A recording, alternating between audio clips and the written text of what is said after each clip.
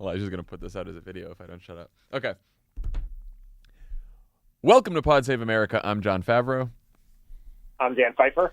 Later in the pod, you'll hear Jon Lovett's interview with New York gubernatorial candidate Cynthia Nixon. They chatted last week after her debate with Governor Andrew Cuomo, who we also invited to join us for an interview, but he did not take us up on it. Sad. We're also going to talk today about the fallout from Bob Woodward's new book and the anonymous senior Trump administration official who warned the world in a New York Times op-ed that the president is unstable. Then we'll have an update on the Kavanaugh hearings and talk about some exciting 2018 Democrats who are running to help stop this madness. Few housekeeping things on this week's Crooked Conversations. Brian Beutler has an interview with Senator Elizabeth Warren about her plan to save American politics from corruption and save capitalism from itself. All you fans of Brian's old podcast, Primary Concerns, he's back. He's back on Crooked Conversations with a fantastic conversation with Senator Warren, so check it out. On this week's Keep It, Jon Lovett joins Ira, Kara, and Lewis to talk about the New Yorker's uninviting of Steve Bannon to its Ideas Festival. That seems like something that happened 3 years ago. And on this week's Pod Save the World, Tommy talks with the Wall Street Journal's Julie Bykowitz about how the government in Qatar is trying to influence President Trump by giving the people he watches on Fox News cool trips to Doha. Wow. That's crazy. Hold on. Tommy sent me something else here. Okay.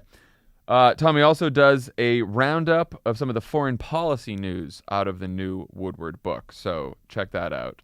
And a reminder that DeRay McKesson, the host of Pod Save the People, has a new book out that you can get right now at DeRay.com. It's called The Other Side of Freedom. He's also on tour, and you can find more information about... what? Oh, sorry. He's also on tour, and you can find more information about where you can see him on his website. Check it out. Man, everyone from Crooked Media has a book out. I know. Why haven't you written a book yet? Are you one of the most talented writers of your generation? Because I can't write more than 140 characters at a time, Dan. Sorry. I've seen you get 270? Close to two. I've seen you get close to 280. That's right, 280. That's it. Okay, well, anyone wants a 280 character? Anyone wants a 280 character book? Give me a call. Okay. You could probably sell a book that was just a compilation of your tweets in print form. That is so sad.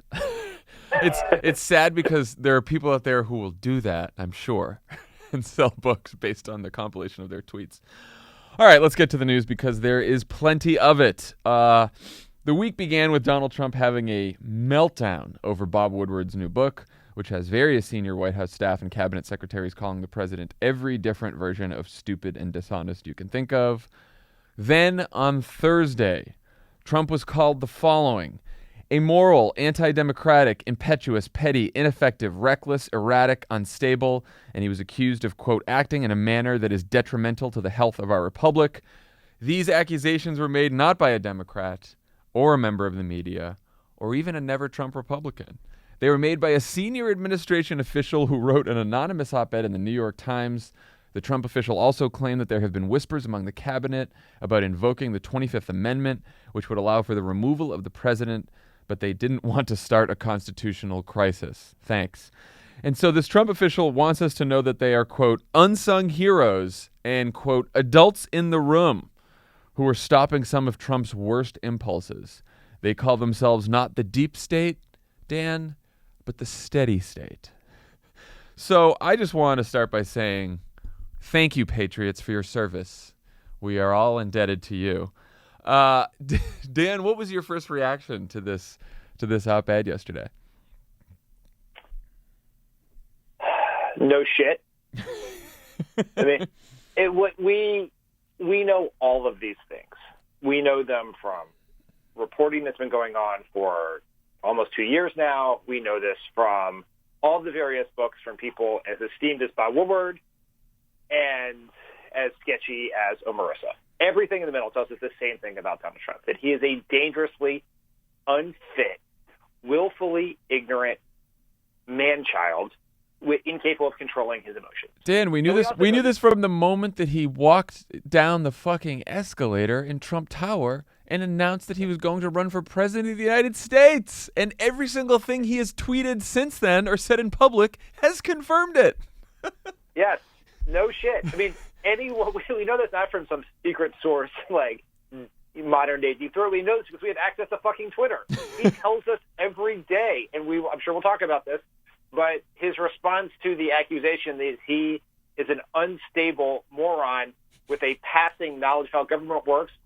His response to that was to validate it by sending tweets that were emblematic of an unstable moron who didn't understand how government works. I mean, it's no shame. And you know how much respect I have for this person and how much gratitude I have for their patriotism?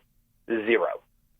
Yeah, Zero. Same. I think they should quit, walk out of there, and put your name to it. If you truly believe what you said in there, then you owe it to the country, not to enable the moron currently in office. It is to step away, publicly say who you are, what you saw, and what needs to change. Because you saw it immediately from Trump, the MAGA media, the Republicans. It's easy to dismiss anonymous sources. It becomes much harder if there is a person with a title and an experience and a reputation that is on the line here, and that's what this person should have done. Yeah, a few things here. Number one, we're also not just talking about some single individual who's decided to write an op-ed here. The person in the op-ed said that there are multiple senior administration officials in the government who feel the same way.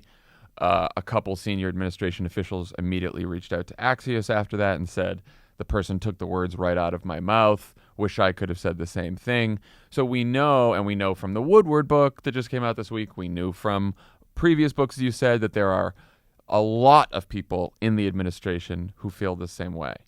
And what you said about what they should be doing about this is exactly right.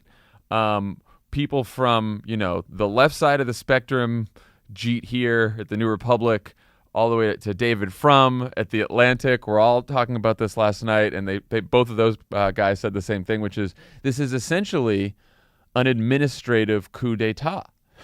This is basically, but there is a mechanism for removing the president of the United States from office if you believe he is unfit to serve or he has abused his office in some way. And those mechanisms, the most important one is impeachment. You can impeach him. You can go public. You can bring these concerns to Congress, and then Congress could impeach the president.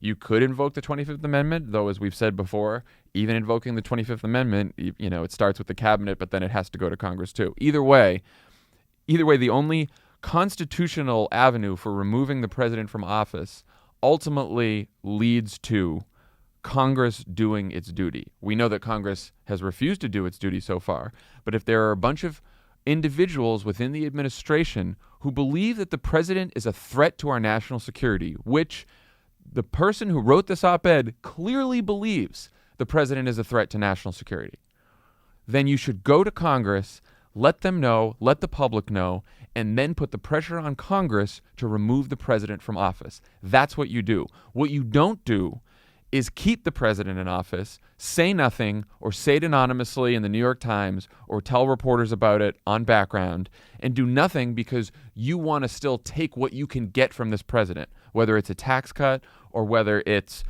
putting Brett Kavanaugh on the Supreme Court. That's the unpatriotic way of handling this. If this is an administrative coup d'etat, it is the least effective coup d'etat in the long history of coup d'etats, because it was just maybe a month ago, that the quote-unquote steady state failed to prevent the president from standing next to Vladimir Putin and endorsing Putin's view of what happened in the 2016 election over the information and objections of America's own intelligence community. Yeah. If the steady state was so effective, the president probably would not have put out a statement endorsing he would not have put out a statement siding with the neo-Nazis who protested in Charlottesville. This whole idea that there's some quote-unquote committee to save America filled with true patriots is bullshit. These people are senior. They're not senior administration officials. They are senior administration enablers who are continuing the fiction that we are not headed towards a cliff in this country because we have a clown president. Yeah, like where were these people when the Trump administration was ripping children away from their parents and putting them in cages when they were? Yeah, I would note there's no reference to that in the op-ed. Yeah, this is the problem. Didn't see reference to that. Yes, the senior administration official and there's dozens of other patriots who come together to protect America. They may believe accurately that Donald Trump is dangerously unfit for the job. That is patently obvious. But let's not forget the reason that these people are propping up our weekend at Bernie's president is because they love tax cuts, they love pollution, they love deregulation, and they seem to be completely fine with the moral atrocity of a policy of separating children from their parents. That is not what they are trying to stop. They are trying to keep the game going as long as possible so they can score as many conservative points as they can until everyone figures it out and shepherds them out of office, either by ballot box or some other mechanism. Well, that's exactly right. I mean, the real coup d'etat here is that a bunch of conservative Republicans have made a bargain with themselves saying, okay, we will allow the president to pursue his ethno-nationalist, xenophobic policies and statements, whether it's immigration, whether it's what he did in Charlottesville, whatever else it might be.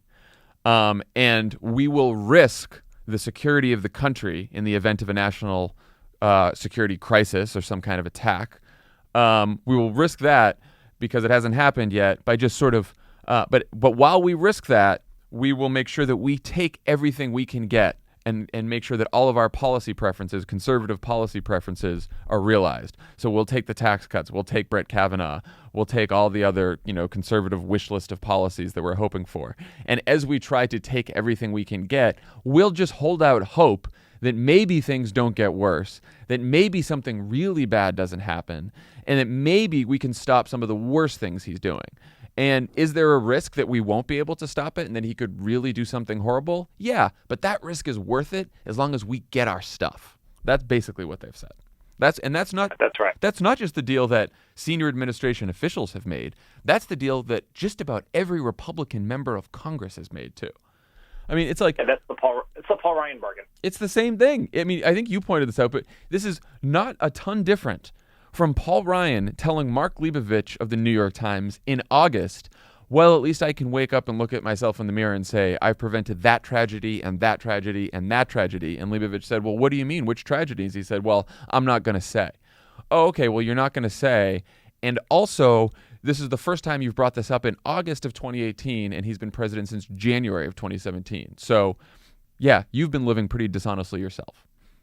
Yes. Also, message of Paul Ryan. Tragedy prevention is not like your batting average in the MLB. Like batting 300 on tragedy prevention is not something to be proud of. You're supposed to prevent all the tragedies. It's just. I mean, it is like I found myself I read the op-ed the first time.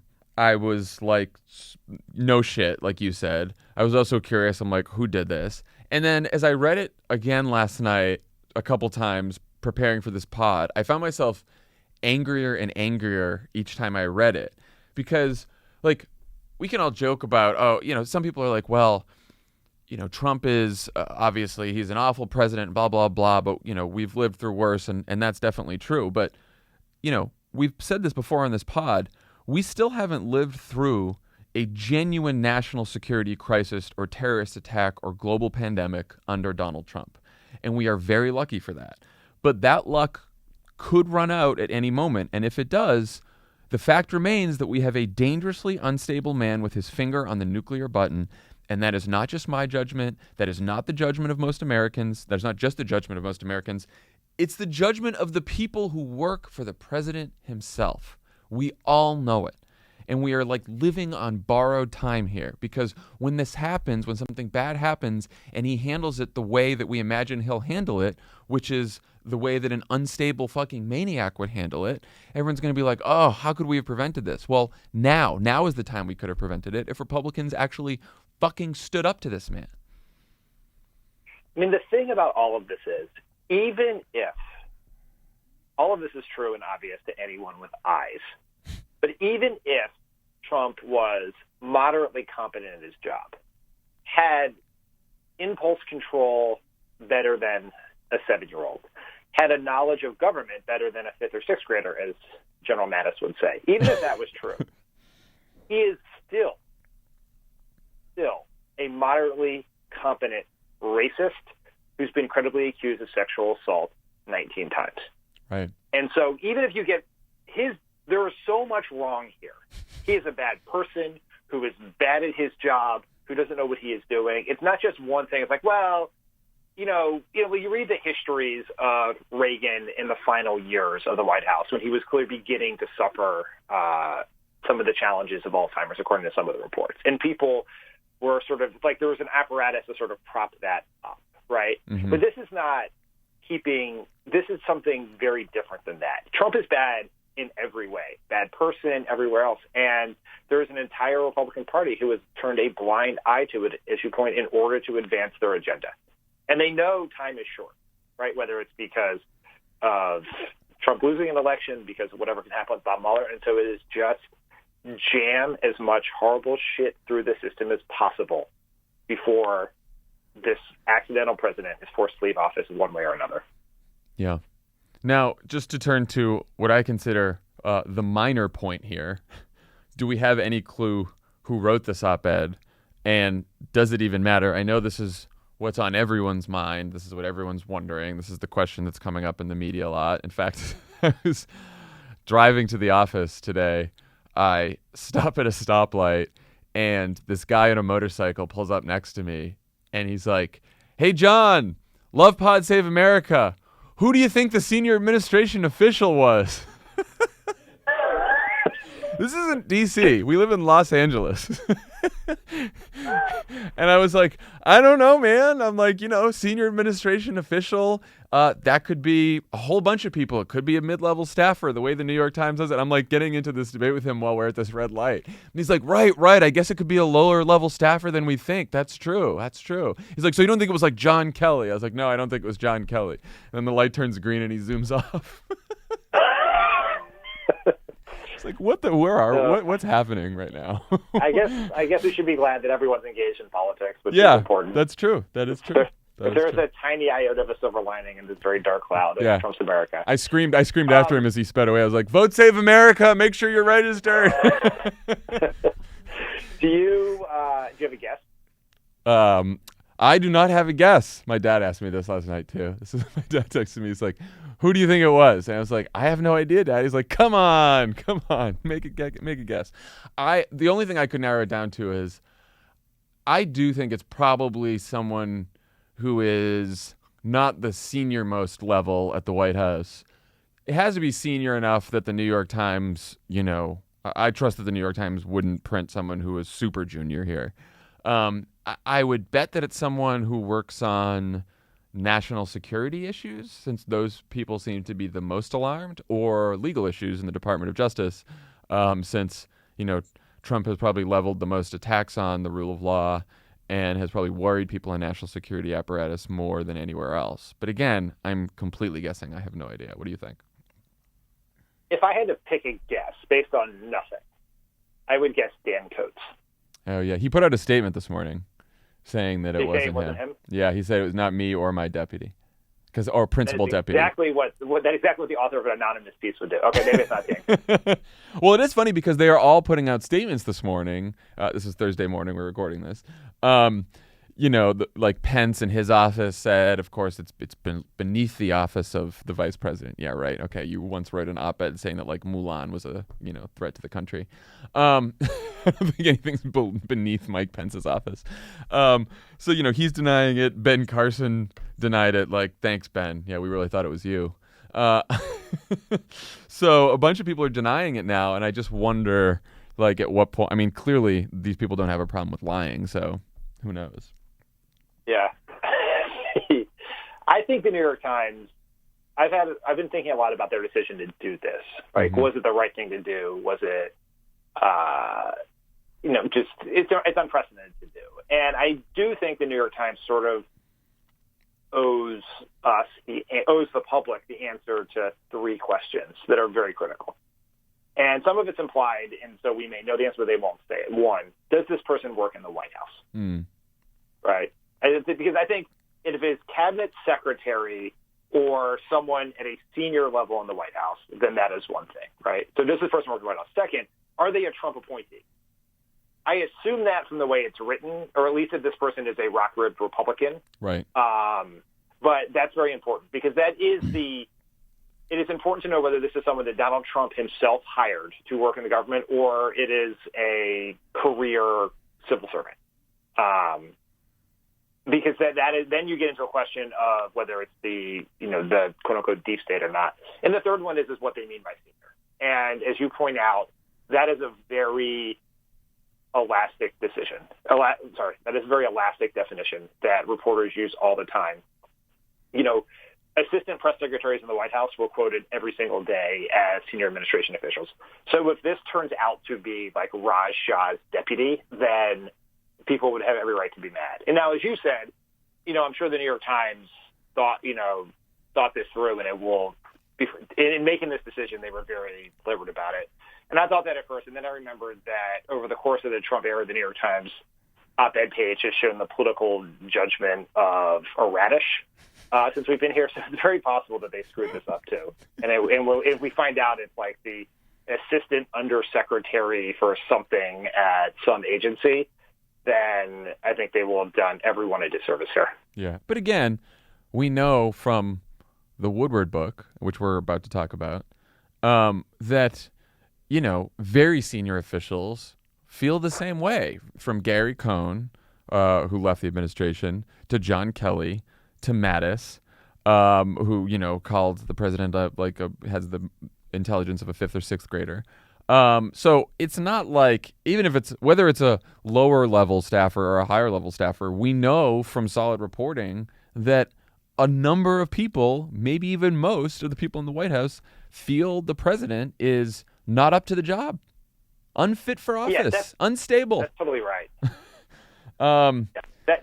That's exactly right. I just think that if they have put themselves out there and there was an argument made here, and then it's a back and forth. And if they tout out this anonymous senior administration official, and it turns out that this is not a person who deals with the President of the United States on a very regular basis and would have been party to these conversations about the 25th Amendment, then they have injured the argument that is so important to make. Even if it does not undermine the actual objective factual basis, it's a political conversation, and mistakes like these are always problematic in that conversation. That is right. So look, if you're the person and you want to reveal yourself, come on the pod. Do it here in Pod Save America. We're happy to have you. Are we? Well, I mean, maybe we could just do it by a phone call. What if it's Sarah Huckabee Sanders? Are we going to let her on the pod? Yeah, that's true. I mean, if she wants to admit it, she can admit it, and then we'll say thank you. Have a good day. If she was, no, I think. What's that? We'll yell at you.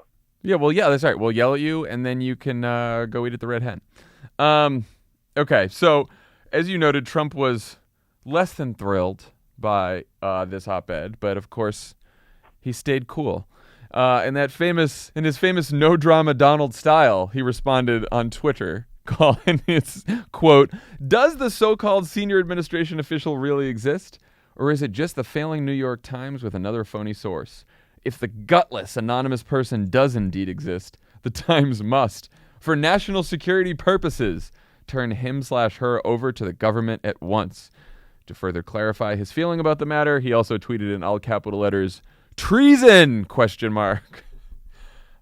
I mean, so the one question here about Trump's response is, did the person who wrote the op-ed actually make things worse by feeding Trump's paranoia and potentially causing him to, purge even more people, make even more erratic decisions?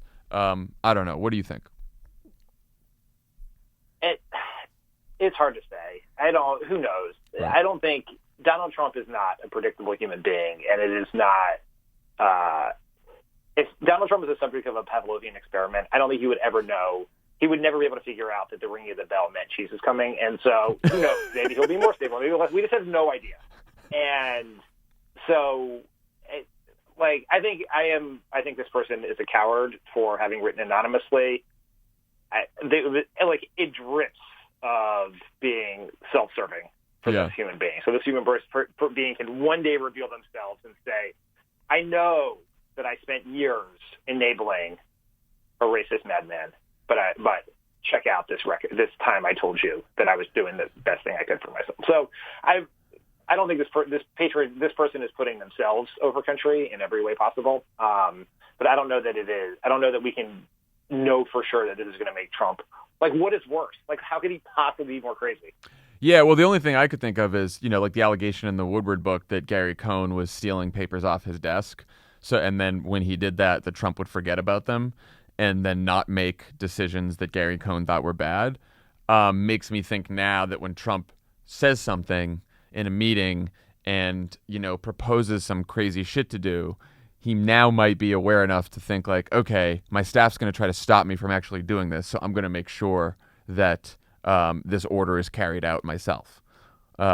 Which, of course, was always the danger before because, like you said, he's completely unpredictable. But we could be, that could happen more now. So, of course, this op-ed comes as Trump is losing his mind over Bob Woodward's new book. It's called Fear. Dan, you've dealt with Woodward on 2 books he wrote about the Obama administration. What was that like, and how do these books work? So Woodward wrote 2 books about the Obama administration. Both were timed to come out during elections. The first one was about Obama's decision. It was really about Obama and foreign policy, but specifically centered around his decision-making around Afghanistan policy, because we were reevaluating how to think about Afghanistan when Obama first came in office, and he ran a very rigorous process to do that. And it came out, shockingly enough, in about this exact time in 2010. And then in 2011, he wrote a book about the budget battles with Republicans and the debt ceiling that was timed to come out, shockingly, in the fall of 2012. His book about Bush, State of Denial, which had a lot of very concerning revelations about the foreign policy-making process that led us to invade the wrong country after 9/11, came out in September of 2006, before those midterm elections. And so this is sort of standard timing. It's not some sort of deep state plot against Trump. My first, I didn't really deal with Woodward a ton on the first book because I wasn't particularly involved in the Afghanistan policy, which everyone should be grateful for. But I sort of helped shepherd the second one. And so Woodward, I'd read all of his books. He had taught a class that I couldn't get into at Georgetown. And, he was played by fucking Robert Redford in a movie. He's the most famous reporter alive. And so he shows up in Jay Carney's office, Jay Carney's press secretary at the time, for a meeting with me and Jay Carney and Jen Psaki, who was the deputy communications director, to tell us about this new book he's working on. We don't know what it's about. He walks in, sits on the couch, and begins to tell us that I'm writing a book. I've already done 65 interviews about, including with people who work here in the White House, about the budget battles with Republicans. I'm requesting an interview with the president and complete and total access. And then he pointed at the safe that all of us had in our office where we had to keep classified documents. He pointed at Jay's safe. He's like, I'd even like some of the documents you have in there. It's because I probably had some of them. Yeah, he goes, I probably have some of them already. And he opens up his briefcase and takes out a folder and lays out on the table a handful of memos written by Peter Orszag, who was the director of O&B in the first few years, and put them on the table. He's like, I already have these. And he's like, look, you guys can cooperate or not cooperate. That's, up to you. I'm going to write the book either way. But I imagine you probably would want to respond to this memo right here that says X. I'm sure there's an explanation for why this was said, but, that's up to you to give it to us. We were like, what? It's like, it was completely polite and genteel, but and very calm, but it was, wow. I'm going to screw you, and you can either try to obviate that screwing or get completely screwed. And so we did this. We basically gave him semi-access, where he requested interviews. We sort of facilitated those interviews. But even then, even though I green-lighted and we had staff, we had staffed dozens of interviews for him. When the book came out, I discovered that there were many people in the administration who had had long conversations with Woodward that I never knew about. Man, so this guy comes to play, huh? He does not fuck around. He is not fucking around. Is you have to know his style is it's basically called omniscient narrator, which everything is written basically like conversations between people that, you know, would be like, in a meeting on this date, Dan Pfeiffer said to Jon Favreau, "Why did we do this?" Right. Jon Favreau turned to Tommy Vietor and asked X. And it's written that way, and you never know. It doesn't say in his style, Dan Pfeiffer said that on September 10th, he told Jon Favreau this. It just says as if it happened. And you never know in reading it who was the person, who is the source. And so it creates this paranoia within the staff, which is you have to talk or because everyone else is talking. And it does create this, it creates a very, I think it's not particularly, I'm not a huge fan of that style. I think it creates incentives for people to make themselves heroes, make other people's enemies, and create a funhouse mirror version of what actually happened, which is what I think happened in Woodward's second book. But it almost doesn't matter because in the eyes of the Washington press corps, his credentials are unimpeachable, no pun intended. Well, I was going to say, how much of his book on the Obama administration, the second one that you worked on, was correct? Were there some errors that you noticed? Like how, if there were errors, how big of a deal were those errors? It is, I mean, everything are competing versions of reality, right? And there's no question that everything that he has in that book, multiple sources told him. And he has those sources on tape saying that. Right. Okay. Now, they were told to him anonymously, but he hasn't. He is not. This is not Michael Wolff. This is someone who plays by a set of established journalistic rules. And his books have been attacked by presidents for years. And so he has the I's dotted and the T's crossed for sure. And so that's why you should not take seriously these statements from John Kelly and General Mattis saying they didn't say these things. Now, they may not have been the ones who said them to Woodward, but someone said them to Woodward, and then multiple people who were present for those statements confirmed them to Woodward, and Woodward has that all written down. The problem is what I really thought was incorrect about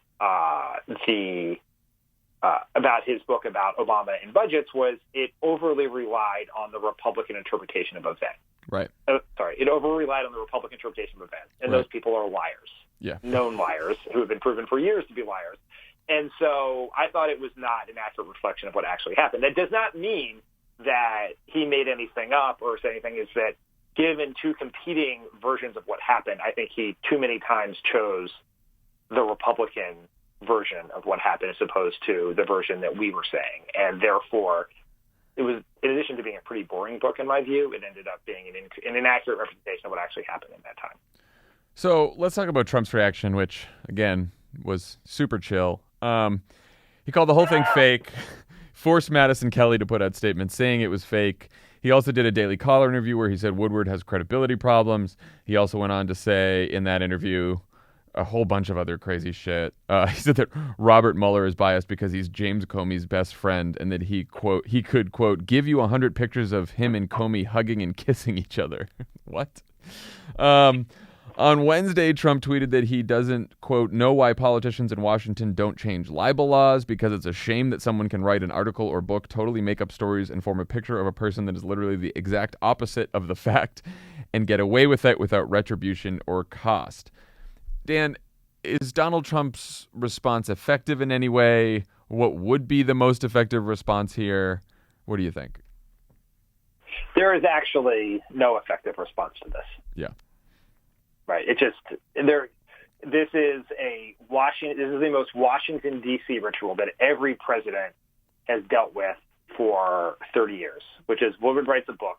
It's filled with a bunch of things. You disagree with that interpretation of events, and then the press obsesses about that interpretation of events for a very long time. And it is what happens. I don't think there's not some plan that some genius from the steady state could have put on a whiteboard that would have really worked here. Now, if the point the book is making is that Donald Trump is dangerously unfit for the presidency with only a passing understanding of A, how government works, and B, reality. And in the end, his response to both this and the anonymous New York Times op-ed is simply validate that point. His better thing to do would be to just disagree with it politely and try to move on to other subjects. Imagine that.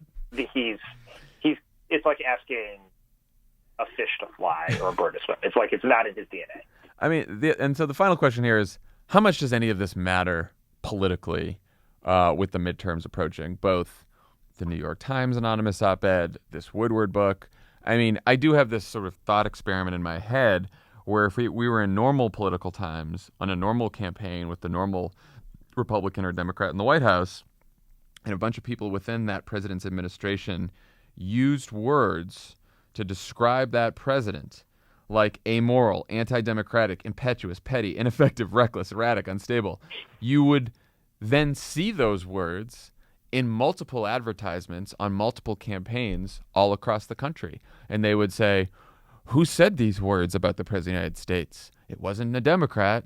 It wasn't the media. It was the people who work for him. And you would think to yourself, well, maybe that would be an effective ad, not among the president's base, but among the swing voters who maybe voted for him once but voted for Obama before, or other people. Now, do you think that still holds true in this world or no?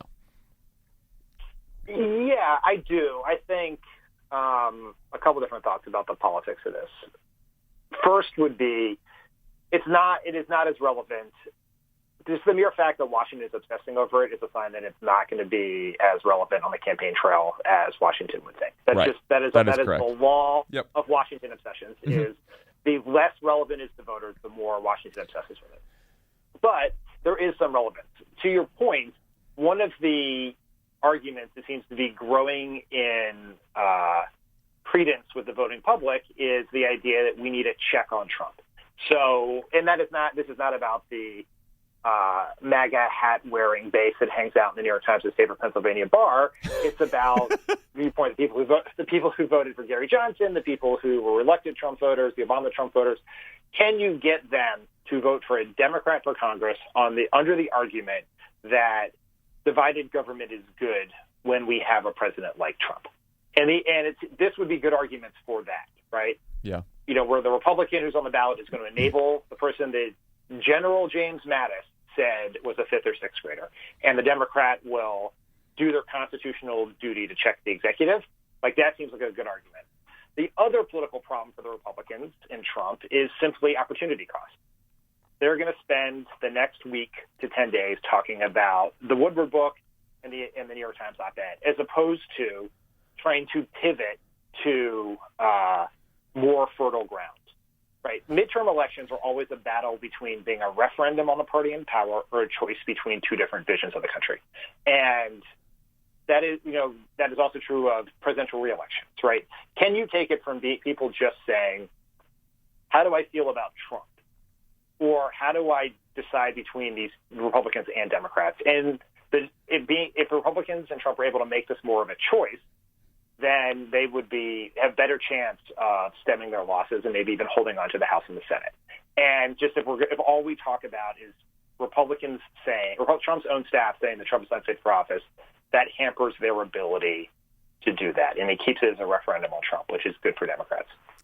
Yeah, they've been trying to pivot for a while, Dan. I don't know when that pivot's going to come, but it doesn't seem like November is the time. Okay. Hold on. Sorry. So let's talk about the latest on the Kavanaugh hearings. They are still taking place this week on the nomination of Brett Kavanaugh to the Supreme Court. On Wednesday, senators had their first chance to question the nominee, who declined to answer questions about whether a president should comply with a subpoena or if the president has the ability to pardon him or herself. On Thursday, the New York Times was provided an email from Kavanaugh's time in the White House where he wrote the following, quote, I am not sure that all legal scholars refer to Roe as the settled law of the land at the Supreme Court level, since the court can always overrule its precedent, and 3 current justices on the court would do so. Kavanaugh, of course, said during this hearing, said to Susan Collins that Roe versus Wade is the settled law of the land, according to his own beliefs. So Apparently his opinion has evolved over the years, or he was lying. And then on Thursday, Cory Booker and other Democrats on the Senate Judiciary Committee said that they would release 200,000 pages of Kavanaugh documents that the Republicans on the committee had marked, quote, confidential. Good for the Democrats. Dan, what did you make of all the developments on Thursday morning? I just think it's important to take a step back and set the stage for what is actually happening here, because it is fucking outrageous. The President of the United States, who has been implicated in multiple felonies under oath, is attempting to put on the court the swing justice that will decide the criminal liability of that president. And the only way the Republicans think they can get this person through for a lifetime appointment on the court is by letting the public know as little as possible about this justice. It is fucking outrageous. There is no reason that any of these emails that were released today against the wishes of the Republicans in the Senate, there was no reason that any of them ever should have been denied to the public. There is no executive decision-making process, and there's no personal information. The only reason they are there is that Mitch McConnell has decided the more we know about Brett Kavanaugh, the less likely he is to be confirmed.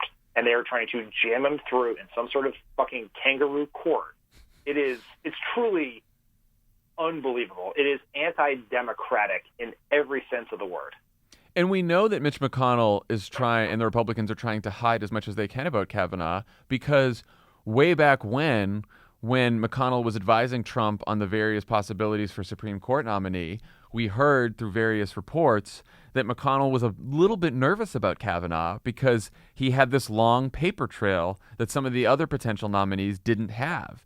And so McConnell warned Trump that Kavanaugh might be more difficult to get through a confirmation process than some of the other potential nominees for this very reason. We've been talking a lot about what is the Democrats' overall message here. They're obviously going to hit him for his views on choice. They're going to hit him for his views on the Affordable Care Act. They're going to hit him for his views on executive power.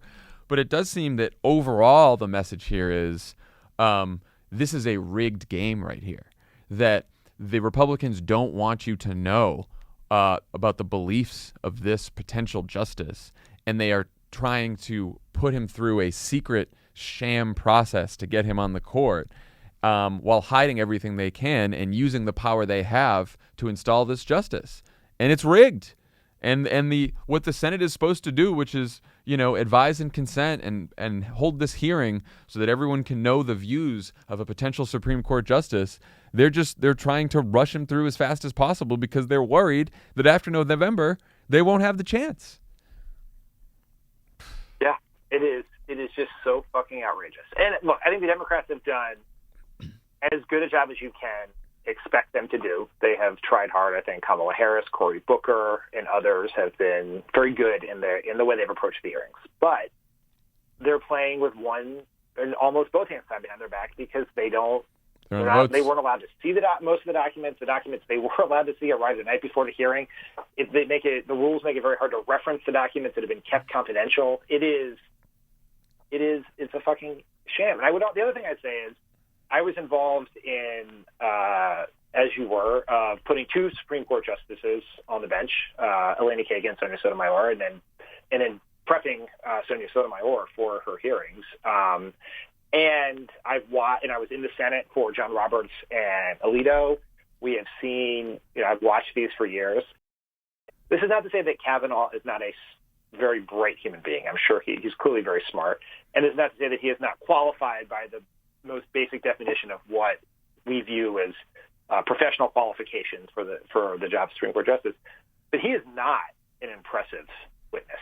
No. He has, you remember when Roberts went up there and he charmed everyone and was so smooth and so good and had this, did barely use notes, masterful understanding of his record and everything else. Similar response to Gorsuch. Obviously we're biased, but I thought Elena Kagan and Sonia Sotomayor did the same. But Kavanaugh has so much baggage, more baggage than any justice, any nominee since Bork, or I guess Thomas and Bork. Yeah, I mean, you're right. I thought Gorsuch was more impressive. Way more impressive. I mean, because I think Gorsuch is an extreme nominee and has showed himself to be a fairly extreme justice. But I remember being, more worried when he was during his confirmation hearings, because I was like, well, this guy's pretty extreme, but he is conducting himself very well. And from what I've seen of Kavanaugh, he does not seem to be conducting himself very well. Yeah, he's just not good. He's got all this baggage. He has really bad answers for his baggage. He seems sketchy. He seems obviously to know he's done things that if the committee were to know, it would endanger his confirmation. And this is a really, I mean, when we look back on this very dark period of our life, what is happening to the Supreme Court and this nomination in particular is something that I think we will look back. This will be a moment that lives in infamy, because we're going to be stuck because it all depends on Republicans. If we can't get Republicans votes, we're going to be stuck with Brett Kavanaugh for the next 40 years of our life, and he is a Supreme Court justice with an asterisk by his name. We have. So is Gorsuch, by the way, since Gorsuch is the fucking stolen Merrick Garland seat. There's going to be 2 Supreme Court justices with asterisks next to their name that Donald Trump appointed. Who's an asterisk president because he won the election with the help of Russia and got millions less votes. But you know what does not matter will be the overturning of Roe versus Wade, the gutting of unions, all the things that have the potential to happen because of this. Right. Can I say one other thing? Sure. Ben Sasse. I don't think we can talk about this without noting Ben Sasse, who is every never-Trumper's favorite Republican, because he sometimes puts out tweets about Trump, telling the Democratic women and the protesters that they were being hysterical because they said that women's lives were on the line if Roe versus Wade was overturned. It is so offensive, and everyone lets Ben Sasse get away with it because he's a friendly Republican in the eyes of the press and people's colleagues. And it bespeaks the inherent sexism within the party. And his rank hypocrisy. Like, Ben Sasse's whole thing is like, we have to be respectful of each other, and can't we have a dialogue and disagree and blah blah blah. And because women are rightly concerned, especially seeing these emails, that Kavanaugh would vote to overturn Roe versus Wade and criminalize abortion in the United States. Criminalize abortion. And then Ben Sasse calls that hysteric. Really? That's what he doesn't just have to. If he wanted to be Ben Sasse, he could say, "No, I disagree with that view," or I don't, whatever. But instead, he has to use a word that he himself, in all of his tweets and his diatribes about civility, let's treat each other well. Okay, fuck you, Ben Sasse. It's also not a hypothetical fucking situation. We lived in this country for a long period of time where abortion was outlawed and women died. We know what happened. It is a fucking documented fact. And so if you were making a choice, right? Look, this is a tough issue. I don't think it's not tough for us, but people disagree with it. Yeah, no. And but there are consequences to every decision. If you repeal the Affordable Care Act, more people will die. We know that. If you overturn Roe versus Wade, women will die. That's what happened. We are putting women's lives first. That is a fucking fact. And if you choose in your balancing of equities that is what you're for, come out and say it. Do not dismiss the concerns of women in a sexist way because you think it's going to hurt you politically. It made me furious. Yeah, well, that's exactly right. I mean, you want these people to be honest about their positions, at least, and that's what Republicans have refused to do through this entire process on Roe. They nominated Kavanaugh in the first place. He was on the list in the first place because they wanted justices to overturn Roe v. Wade. This is what they've wanted for a long time. And then once he's nominated, they're all like, "Oh, well, it's settled law. I don't know if he'll overturn it. It seems settled." Blah blah blah. It's like, you're just lying. If you really believe that abortion should be criminalized, say it. Tell us. Be honest about your position. At least we respect that. We disagree with it, but we respect that you're being honest about your position. But you can't because you're cowards. So it's also notable in this process, by the way, that Kavanaugh may have lied to Congress already. Earlier this summer, Democratic Senator Dick Durbin told us on the pod that he was concerned Kavanaugh wasn't forthright during his confirmation more than a decade ago when he was asked about his role in shaping the Bush administration's enemy combatant policy. On Wednesday, Patrick Leahy asked Kavanaugh about evidence that shows he may also have lied to the Senate Judiciary Committee during those hearings about whether he'd received stolen documents from Democratic offices that were used in judicial confirmation efforts during the Bush administration. So there was that. There was also quite a moment late Wednesday evening when Kamala Harris asked Kavanaugh if he had ever discussed Robert Mueller or the investigation with anyone who worked at a law firm founded by Trump's lawyer, Mark Kasowitz. And Kavanaugh could only say he didn't remember. So what's going on here? Does he have a problem with not telling the truth to Congress? And could that potentially sway any votes? I mean, yes, he has a problem telling the truth to Congress. There's also Senator Leahy pointed out that Kavanaugh lied about being in possession of documents that were stolen from Democratic Judiciary Committee computers back in 2005 when there was, believe it or not, another hacking scandal of sorts where Republicans stole Democratic documents, and Kavanaugh was in receipt of those despite saying he hadn't been. And so Kavanaugh seems to have a problem telling the truth. Will that mean anything to any Republican? I have no idea. But what I do hope is that it means that every Democrat will vote no. Because if you needed an argument, right, you needed any reason to get to no, they are all here. He is a bad nominee. We haven't seen his record. He will overturn Roe versus Wade. He will gut the ACA. He refuses to say whether he will accuse himself from the Trump investigation, where he will be potentially the deciding vote on Trump's criminal liability. And all of those things, it is pretty obvious that the right answer is no. And guess what? The public has already figured it out, because in a recent poll, only 38% of them thought that Kavanaugh should be confirmed. Think about that. That is a number that is right at or a little below Trump's approval. So every other voter not wearing a figurative MAGA hat doesn't want Kavanaugh confirmed. Those are the voters that you need to win. You can win any state up for re-election, including West Virginia, Montana, North Dakota, with those sorts of numbers. I mean, you could write the statement for a red state senator, for Heidi Heitkamp, for Joe Donnelly, based on the information we have now, and still, comport with what they believe or what their strategists have told them voters in their state want. You could say, look, I wanted to give President Trump's nominee for the Supreme Court a chance. I met with Brett Kavanaugh.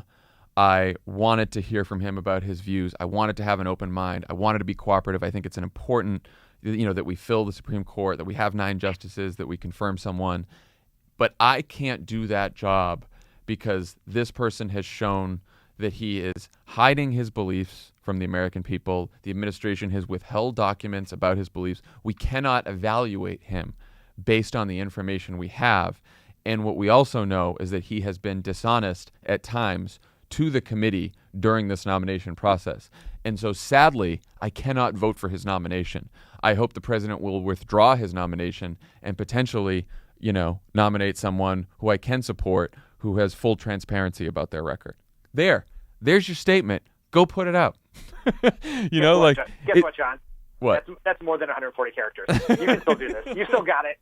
I'm just saying, if I was a senator, that wouldn't be the statement that I put out. I'd say, he wants to overturn Roe and he wants to overturn the Affordable Care Act and all the things that, liberals believe. But even if you're a Democratic senator in a red state and you're worried about appearing that you're not cooperative enough with President Trump, who has a high approval rating in your state, you can put out a statement like that. Ugh. It's going to be so fucking angering if for years, for decades, as we bemoan the things that Kavanaugh has done to the very rights we care so much about, it will say passed with a bipartisan vote. That will erase the asterisk by his name in the minds of many people and probably the history books. So this is on us as a party. Let me ask you one more question: what do you think would possibly change the minds of Lisa Murkowski and Susan Collins? Because that's what we're talking about here. Let's say all the red state Democrats put out a statement similar to the one I just suggested. Now we have 49 no votes. That's not enough. we now, and because McCain has been replaced by John Kyle, and he's surely a yes vote since he was Kavanaugh's Sherpa through this nomination process, we now need 2 Republican defections. We need Lisa Murkowski and Susan Collins to vote no. What could possibly change their minds? I mean, right now it's public, thanks to that email, that Brett Kavanaugh lied to Susan Collins when he said he believed that Roe was settled law, because he wrote in an email that it wasn't settled law. What do you think could possibly change their minds? I just don't really know how to answer this question, because it is a battle in my mind between the low expectations I have for the integrity of Republican senators and my optimism that activism can work. And so I don't know, and I don't think anyone knows the answer to that question. But the only thing you can do to try to make sure that we even have a shot is to continue to pound the phones, show up at the protest, make sure that in Maine and Alaska your voices are heard. We just don't know. I mean, we didn't know what would be the thing that would cause John McCain to vote to save the Affordable Care Act. And we don't know what would be the thing that would cause Susan Collins and Lisa Murkowski to do the right thing here.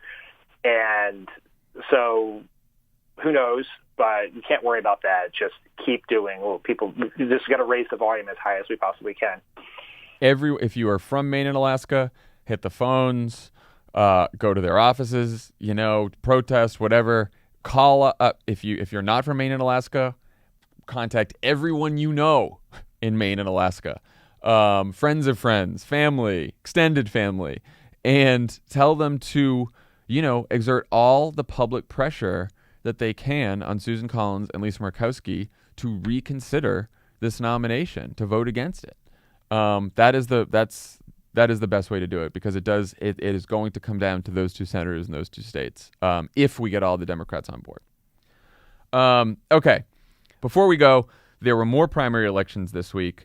And the big news on Tuesday was that Ayanna Pressley, the first African-American woman ever elected to the Boston City Council, defeated incumbent Congressman Michael Capuano in a primary for Massachusetts' 7th District.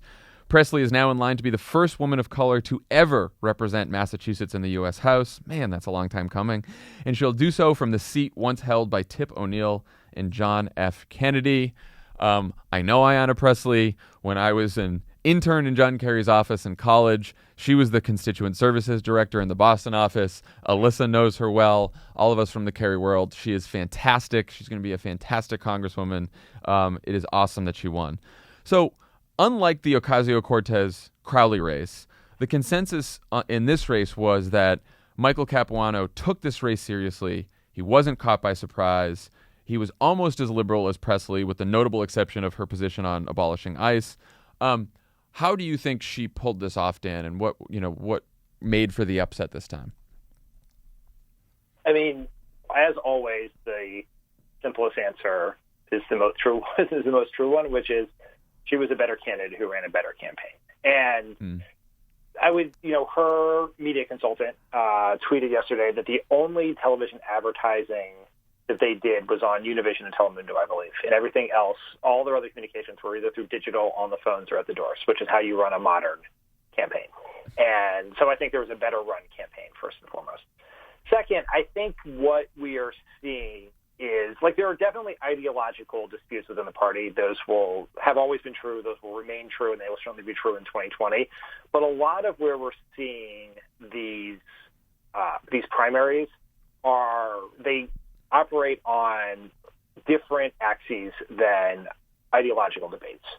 It is old versus new. It is inside versus outside. It is an attitudinal view of progressivism, where, as opposed to a more traditional, it's a more aggressive progressivism, not in terms of how left you are, but in how boldly you express that progressivism.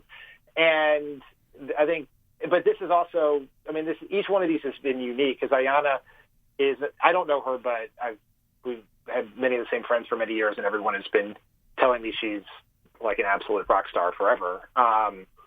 She is someone who came up through traditional politics. She did, unlike Alexandria Ocasio-Cortez, she didn't just get into a race, right? She ran for the city council, was part of the establishment of sorts in Massachusetts. But I think we are seeing a new generation of Democrats take hold here, and it'd be very interesting to see how this plays itself out in 2020.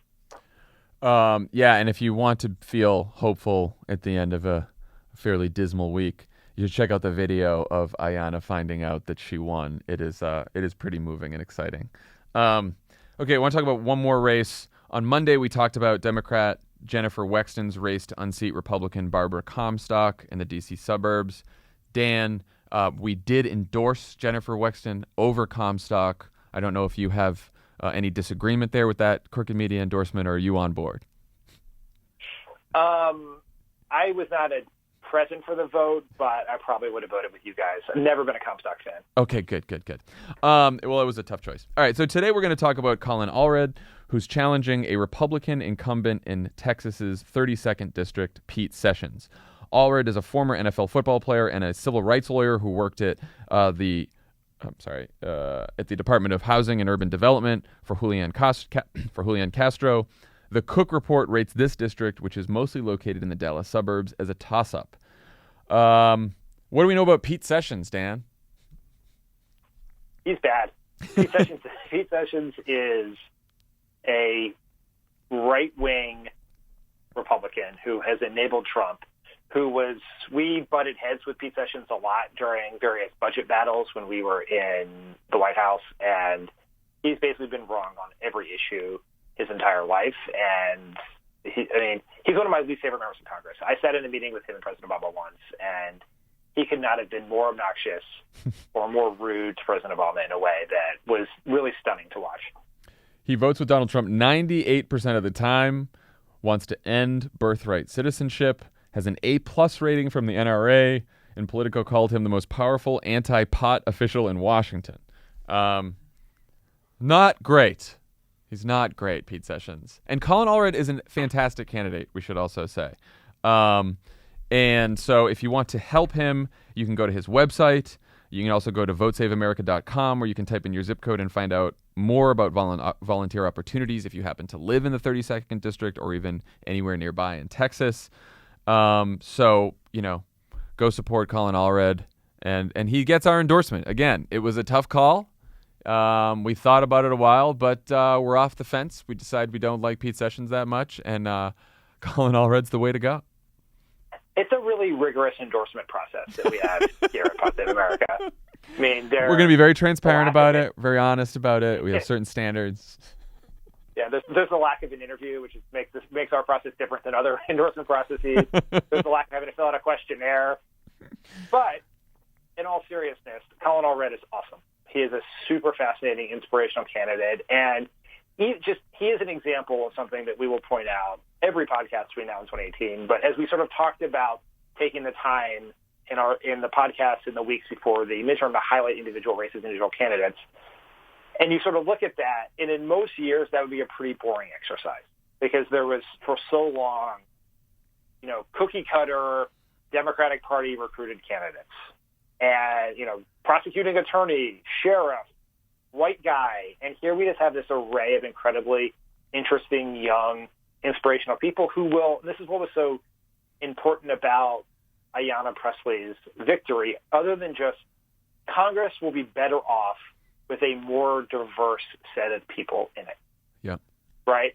The fact that the Massachusetts delegation will not be all white dudes. We'll now have this different person with a different have this person with a different background, a different set of experience will make it better. Congress will be better when it better reflects what America looks like. And the various experiences, backgrounds of the Democratic candidates give us a generational opportunity to do that here in 2018. Yeah, and Allred is, he's right on all the issues, but he's been, particularly focused on voting rights, and he's proposed making voting a national holiday, automatic voter registration, all of these steps to make voting easier in this country, which, I think we've both talked about. If Democrats have power again, one of the first things they should do is try to expand voting rights, protect voting rights, and sort of push back on the Republican effort to suppress the vote. And so he's been great on that and a whole host of other issues. So if you live in Texas, if you live near Dallas, even if you don't, you can support his campaign. When we come back... go ahead. let's say one more other thing about Colin Allred that I think is very important for people to know is traditionally when you have Democrats running against incumbents in states like Texas, what happens is you sand down all the edges and you try to be the mushy middle candidate, right? To be equidistant between both poles. And Colin Allred has been aggressive and bold and has not been afraid to take on the argument for the Democratic agenda in his race. And so I think that's the way you win in this day and age, but it's just refreshing to see a change in how we are combating the districts in red states like Texas. Yeah, and same as Beto in Texas, same as Gina Ortiz-Jones, who's running against Will Hurd. Like we're seeing that all over the place, even in red states like Texas. So it is very inspiring. When we come back, we will have Jon Lovett's interview with Cynthia Nixon.